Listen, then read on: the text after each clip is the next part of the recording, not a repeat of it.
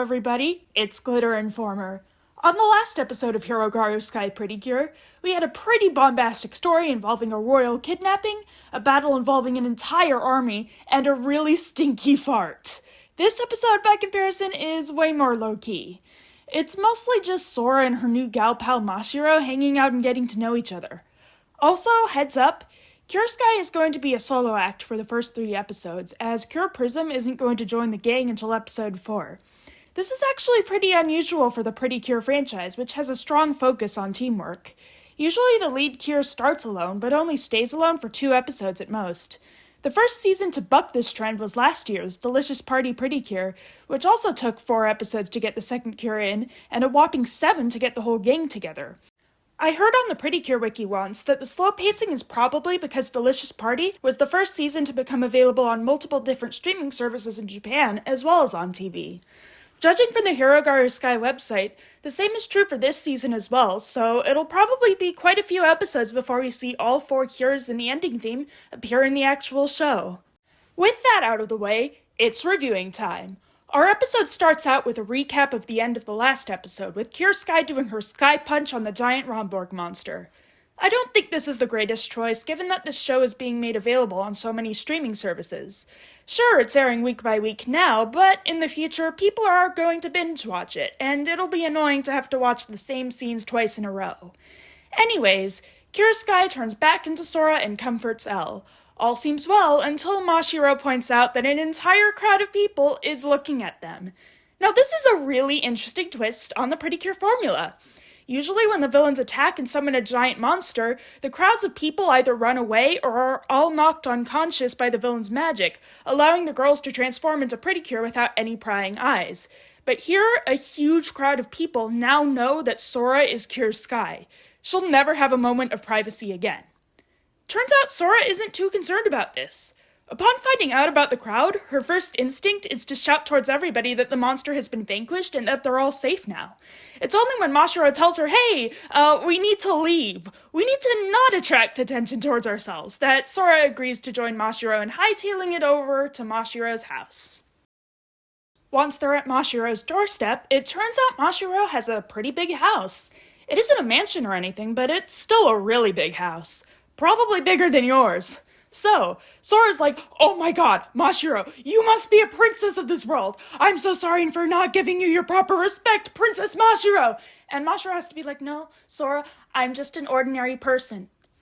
You know, that's another reason that Sora is a precious little cinnamon roll who must be appreciated. Whenever she's focused on fighting bad guys, like how she was in most of episode 1, she's stern and serious.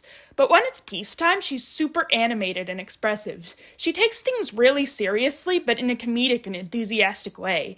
It's only been 2 episodes, and we're already seeing multiple dimensions of this character. Sora really is best girl.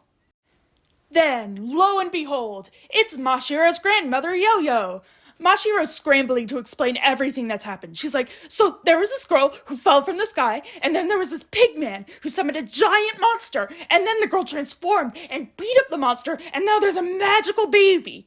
Even though Mashiro is mostly the straight man to Sora's otherworldly antics, she still has her over-the-top moments when she's just barely keeping it together, trying to deal with everything that's going on. But you want to know who's the opposite of Mashiro? Yo-Yo, who is completely and utterly calm to find out that the rules of reality itself basically don't exist anymore.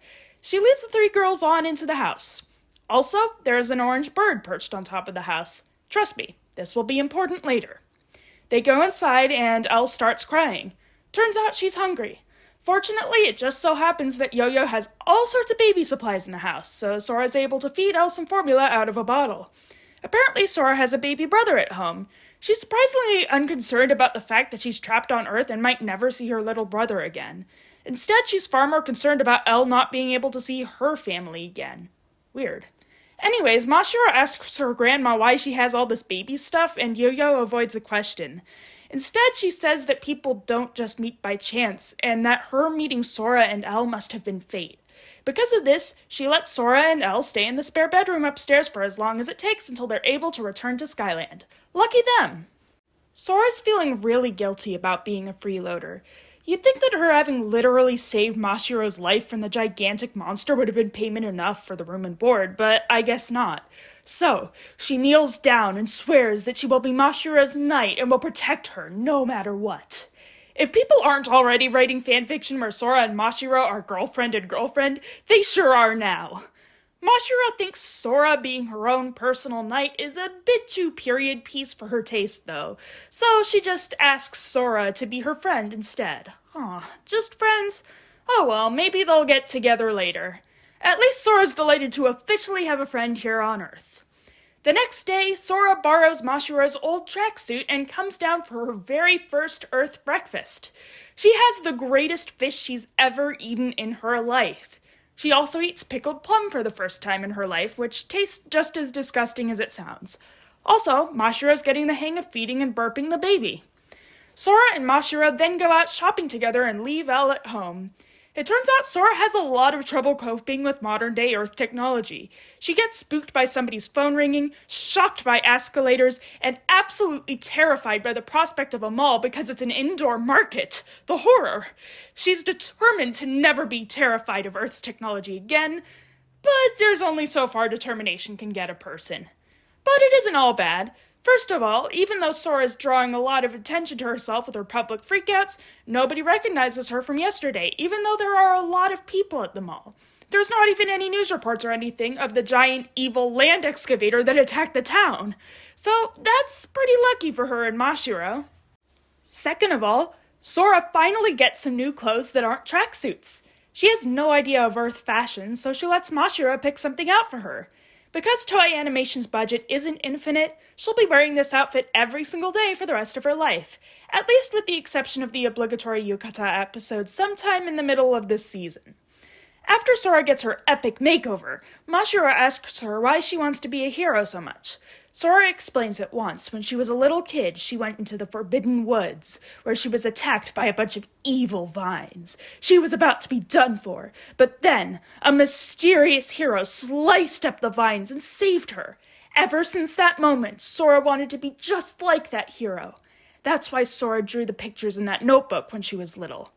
Mashiro realizes just how important that notebook was to Sora, but before she can say anything more, Kabaton returns. He eats an entire armful of hamburgers, and then, when he notices that Sora's there, he turns a vending machine into another Ronborg. His plan is to beat her up until she coughs up Elle's location. But here's the thing. He wasn't able to defeat Hirogaru Sky the first time, and it's not like he or his Ronborg have become any stronger this time either. Despite this, Sora's still shaking. She says she still has a long way to go until she's strong enough to be like her hero. And, plot twist, it turns out Yo-Yo has a magic mirror and she's watching this whole confrontation go down in real time. Yo-Yo asks Elle why she chose Sora to become a pretty cure, but overall she seems pretty calm about this whole thing. She knows way more than she's letting on. So, remember that stick thing that Sora got from Elle last time? Well, there's something I forgot to tell you. When Sora isn't using it to transform, it turns into a pen. Fortunately, she's switched from keeping it into her shirt pocket to keeping it attached to a loop at her hip, so it won't keep falling out. This means that now she can transform whenever she wants. Well, what about the disc thing that she puts in the stick thing? The show doesn't explain where she keeps it. It just kind of pops into existence whenever she transforms. This time, everyone in the crowd has run away in terror, so Sora transforms into Hirogaru Sky once again and prepares to fight, this time without any prying eyes. Remember when I said that the Ronborg isn't any stronger than last time? Well, I fibbed. It turns out this Ronborg can shoot soda bottles as projectiles. The last one didn't have any ranged attacks. However, Hirogaru Sky has no problem whatsoever with the projectiles. She either dodges or punches down each and every one of them. In desperation, Kabaton orders the Ronborg to shoot an extra giant bottle at her instead of a bunch of normal ones. But Sora catches it, spins it around in a genius reference to the classic "So long, gay Bowser" scene from Super Mario 64. Credit to Nautical Squid from the Pretty Cure Wiki for making that connection first, and then throws the projectile into the monster's face. Finally, she finishes the monster off with her iconic Sky Punch. After the Ronborg is vanquished, Hirogaru Sky stares menacingly for a few seconds at Kabaton instead of, attacking him. That's something that Pretty Cure should do more often. Attack the summoner, not just the monster. Anyways, this gives a fully intimidated Kabaton just enough time to teleport away. Honestly, I don't think Kabaton was as great this episode as he was last episode. Last episode, he was on even footing with Sora right up until the very end, which made him really entertaining to watch. Not only was he egotistical, but he could back that ego up with his abilities. Here, he's honestly kind of pathetic. Sure, Sora's scared before the fight with him, but once she gets going, she doesn't struggle at all. I get this was supposed to be a lighter episode, but hopefully the writers eventually find some way to level Kabaton up, because we are going to need a reason for there to be a second cure. Anyways, the fight has ended with Sora and Mashiro standing on top of a building, which, combined with everyone else running away at the start of the fight, probably means that nobody saw them this whole time. I'm honestly disappointed that this show seems to have completely dropped the whole Sora outing herself as Cure Sky to an entire crowd of people plotline. Like, how does an entire group of people see this magical girl warrior fight off an entire freaking monster, see her turn back into an ordinary girl, and then that girl doesn't go viral on every single corner of the internet all around the world? Realistically, Sora should have never been able to take a step outside Mashiro's house again without being hounded by paparazzi. Well, let's move on.